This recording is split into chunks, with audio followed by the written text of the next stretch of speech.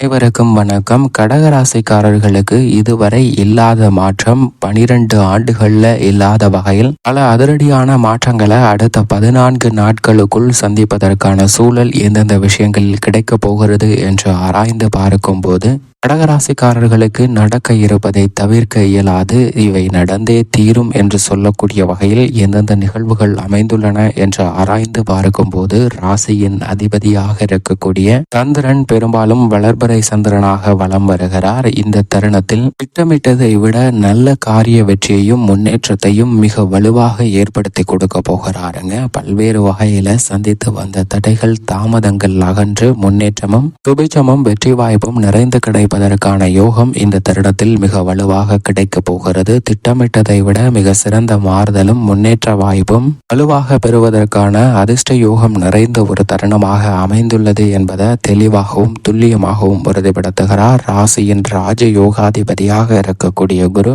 மிகவும் வலுவாக லாபஸ்தானமாகிய 11ஆம் இடத்தில் அமர்ந்திருக்கிறாருங்க. குரு லாபஸ்தானத்தில் அமர்ந்திருப்பதால் பல்வேறு வகையில ஏற்படக்கூடிய பண நெருக்கடி உள்ளிட்ட பல சிரமங்கள் இந்த தருணத்தில் விலகுவதற்கான வாய்ப்பு உண்டு. அஷ்டம சனியின் ஆதிக்கம் நிறைந்திருக்கக்கூடிய இந்த வேளையில் லாபஸ்தானத்தில் வலுவாக வீற்றிருக்கக்கூடிய குரு பகவானின் அமைப்பு காரணமாக அஷ்டம சனியினால் ஏற்படக்கூடிய தோஷங்கள் குருவினால் விலகுகிறது. அஷ்டம சனியின் பாதிப்புகள் விலகுவதோடு மட்டுமல்லாது மிக சிறப்பான முன்னேற்றம் கிடைக்கக்கூடிய ஒரு தருணமாக கடகராசிக்காரர்களுக்கு அமைய போகிறது என்பதை லாபத்தில் வீற்றிருக்கக்கூடிய குரு உறுதிப்படுத்துகிறார். எனவே இல்லத்தில் பல்வேறு வகையான சுப நிகழ்வுகள் மிக சிறப்பாக நடைபெறும். திட்டமிட்டதை விட சுப நிகழ்வுகள்ல ரெட்டிப்பு மகிழ்ச்சி கிடைப்பதற்கான யோகம் உண்டு. கணவன் மனைவிக்கிடையே ஒற்றுமை அதிகரிக்கும். பிரிந்து சென்ற கணவன் மனைவி இணைந்து வாழ்வதற்கான சூழல் தற்போது உருவாகிறது. மங்கள பாக்கியம் நிறைந்து கிடைக்கக்கூடிய ஒரு தருணமாகவும்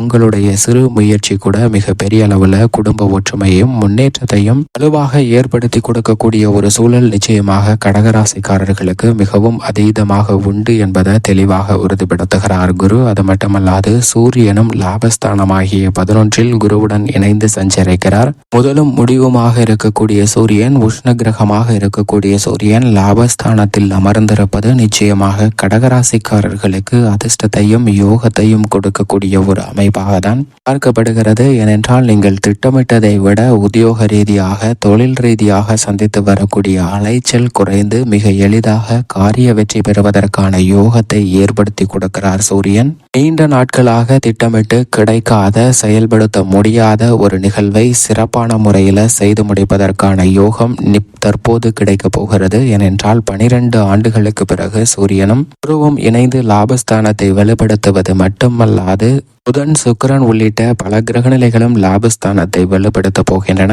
எனவேதான் நீங்கள் எதிர்பார்ப்பதை விட மிக சிறந்த மாறுதல் இதுவரை இல்லாத அளவிற்கு அடுத்த 14 நாளில் கிடைப்பதற்கான யோகம் மற்ற ராசிக்காரர்களை விட மிகவும் வலுவாக கடகராசிக்காரர்களுக்கு உள்ளது என்பதுதான் யதார்த்தமான உண்மை. அஷ்டமஸ்தானத்தில் சனி ஆட்சி பலம் பெற்றிருந்தாலும் கடகராசிக்காரர்களுக்கு 7 மற்றும் 8ஆம் இடத்தின் அதிபதியாக இருக்கிறார். சப்தமாதிபதியும் அஷ்டமாதிபதியுமாக இருக்கக்கூடிய சனி அஷ்டமஸ்தானத்தில் ஆட்சி பலம் பெற்று தனது சஞ்சார தூரத்தில் பாதிக்கு மேல் கடந்துவிட்ட இந்த சூழ்நிலையில் பணியாற்றும் இடங்கள்ல ஏற்படக்கூடிய பல பிரச்சனைகள் வெகுவளவில் குறைவதோடு நீங்கள் எதிர்பார்க்கக்கூடிய ஒற்றுமையும் இணக்கமான சூழ்நிலையும் கிடைக்கும். மேல் அதிகாரிகளுடைய அணுகுமுறையில் நல்ல மாற்றத்தை சந்திப்பதற்கான வாய்ப்பு உண்டு. உங்களது கடின உழைப்பிற்கு மிக பெரிய அளவில் அங்கீகாரம் கிடைக்கும். இதுவரை ஏமாற்றத்தை சந்தித்து வந்த பல நிகழ்வுகள்ல நல்ல முன்னேற்றம் சிறப்பான மாற்றமாக அமைவதற்கான யோகம் நிச்சயமாக உண்டு என்பதை தெல்ல தெளிவாக குரு உட்பட பல கிரகநிலைகள் எடுத்து காட்டுகின்றன.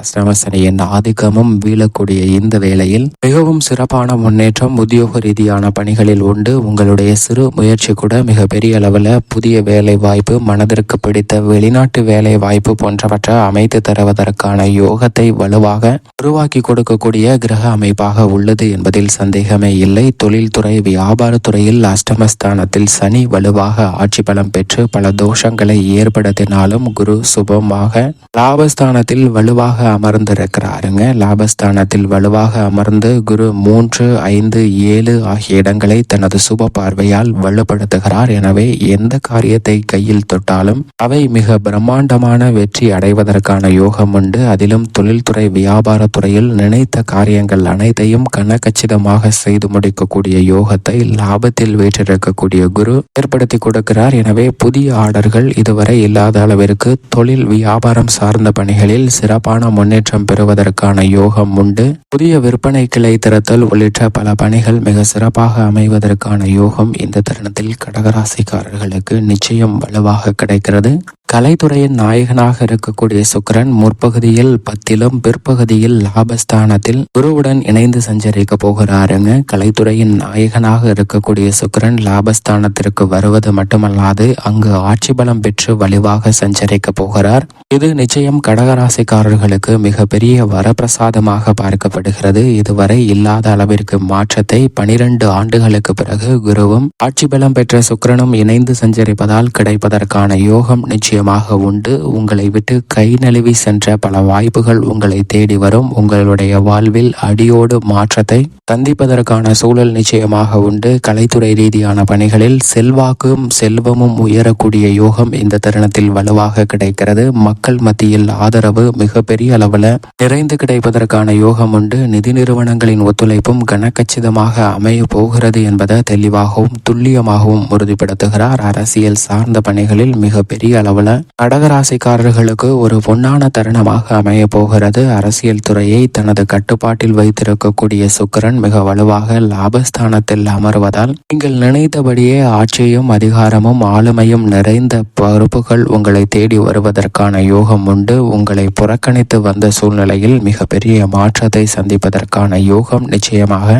இந்த தருணத்தில் கடகராசிக்காரர்களுக்கு மிக வலுவாக கிடைக்கப் போகிறது என்பதை கிரகநிலைகள் உறுதிப்படுத்துகின்றன. மாணவ மாணவியரின் கல்வி சார்ந்த விஷயங்களில் வித்யாகாரகராக இருக்கக்கூடிய புதன் பிற்பகுதியில் 10லும் பிற்பகுதியில் லாபஸ்தானத்தில் அமர்ந்து குருவுடனும் இணைந்து சஞ்சரிக்க போகிறார். முக்கூட்டு கிரகங்கள் இணைந்து சஞ்சரிக்கக்கூடிய இந்த வேளையில் கல்வி மற்றும் தனித்திறமைகளை வளர்த்து கொள்ளக்கூடிய யோகம் உண்டு. விவசாயத்துறையின் நாயகனாக இருக்கக்கூடிய செவ்வாய் மிக வலுவாக பாக்கியஸ்தானத்தில் அமர்ந்திருக்கிறாருங்க. விளைச்சலும் வருமானமும் அதிகரிக்கும். மன நிம்மதி பெறக்கூடிய வகையில் விவசாயம் சார்ந்த பணிகள் திருப்திகரமாக அமையும். புதிய விவசாய நிலம் வாங்குதல் உட்பட நவீன உபகரணங்கள் வாங்குதல் உட்பட பல விஷயங்கள்ல வெற்றி கிடைப்பதற்கான யோகம் உண்டு. மனதை அரித்து வந்த பழைய கடன் நீங்குவதற்கான சூழல் கிடைக்கிறது. பெண்மணிகளின் நலனுக்கு பொறுப்பேற்ற குரு சுக்கிரன் ஆகிய 2 கிரக நிலைகளும் லாபஸ்தானத்தில் அமர்வது 12 ஆண்டுகளுக்கு பிறகு இதுவரை இல்லாத அளவிற்கு பெண்மணிகளுக்கு மிக பெரிய அளவில் உச்ச யோகம் நிறைந்த அமைப்பாக